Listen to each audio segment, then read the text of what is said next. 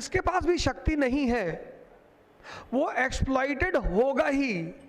जब तालाब वगैरह में पानी भरता है तो बच्चे तालाब में घुसते हैं और वो जो पानी के सांप होते हैं उनको निकालते हैं वो बाहर, और फिर वो पॉइजन उनमें होता नहीं तो फिर वो निकाल के उन्हें नचाते हैं। That incident is a very good message कि अगर आपके पास पावर नहीं है, कोबरा पकड़ के कौन नचाएगा? जिसके पास भी मीन्स ऑफ प्रोडक्शन होगा वो रूलिंग क्लास होगा। आपने कहा साहब मैं आईएएस की तैयारी नहीं करूंगा, मत करिए, कोई बात नहीं। ऐसा थोड़ी कि हर आदमी आईएएस बनेगा ही, या हर आदमी को आईएएस बनना ही चाहिए, या आदमी आईएएस नहीं बनेगा तो वो जिंदा नहीं रहेगा, ऐसा नहीं है। लेकिन अगर आप ये सोचते हैं कि आप लड़ेंगे नहीं तो सर आप गलत सोचते हैं।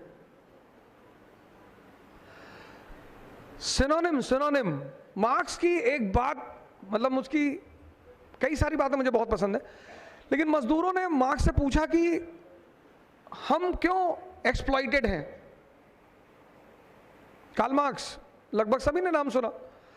तो मजदूरों ने कार्ल मार्क्स से पूछा कि why we are destined to be exploited, हम एक्सप्लॉइटेड क्यों हैं, हमारी एक्सप्लॉइटेशन की मेन वजह क्या है। तो उस आदमी ने एक बहुत अच्छा आंसर दिया। उस आंसर से मैं बड़ा ज़बरदस्त प्रभावित रहा और अभी तक मतलब मुझे लगता है वो पूरी लाइफ का मूल मंत्र बन गया मेरा।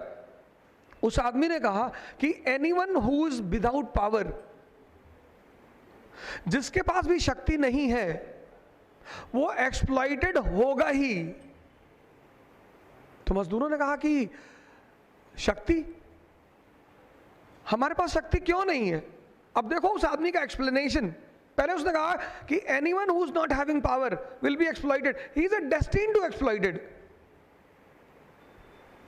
डेस्टिन्ड।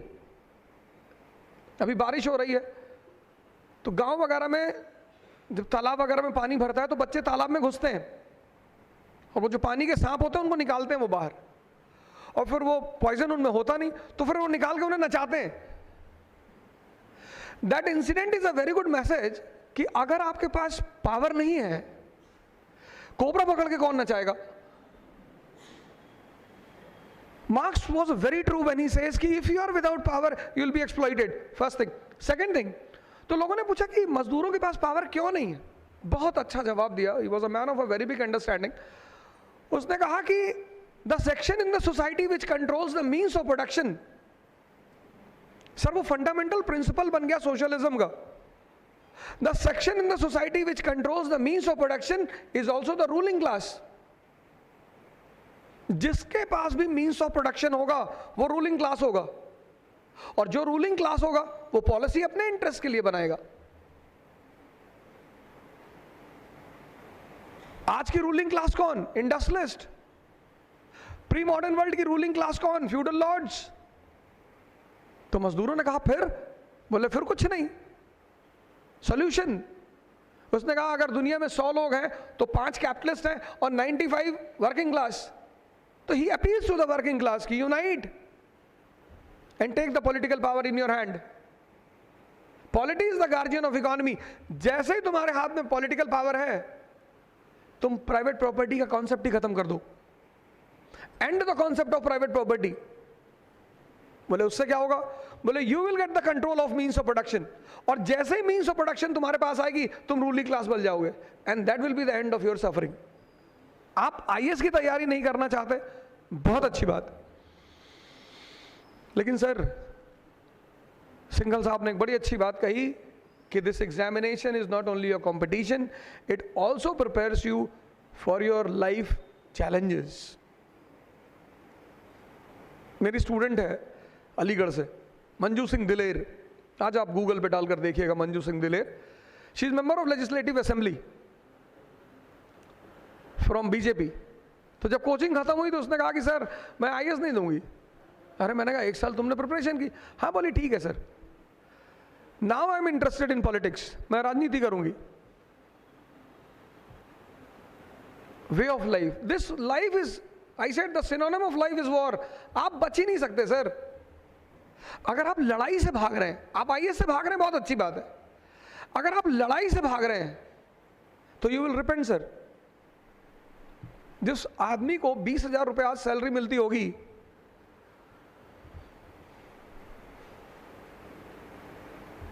आज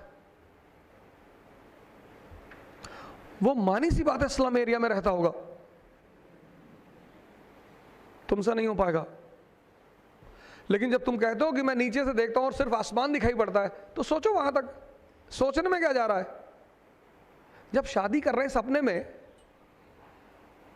तो फिर डेमी मूर से करें, सुष्मिता सेन से करें। सपने में ही कर रहे हैं, सपने में सोच रहे कि मेरी शादी हो रही। जब सोचना ही है जिसमें पैसा ही नहीं लगता, और सोच आपको ताकत देती। कैंसर से कोई नहीं मरा आज तक, किसी की डेथ आज तक कैंसर से नहीं हुई, डेथ डर कर हुई।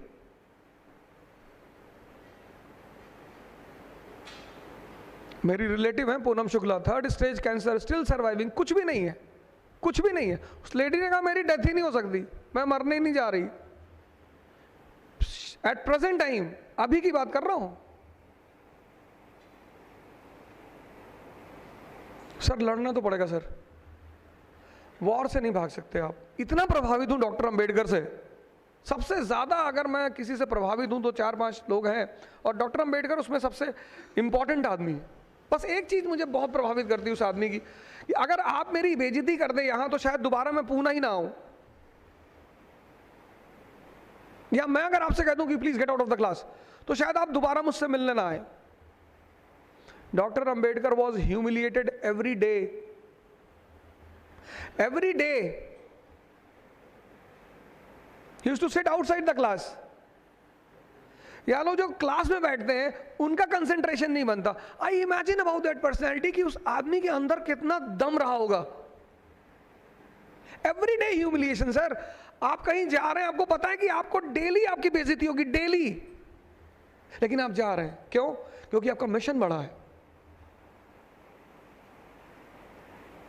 बस वो चीज जब मैं सोचता हूं तो मुझे लगता है कि नहीं नहीं नहीं, वो एक कॉमन पर्सनैलिटी नहीं रहे होंगे।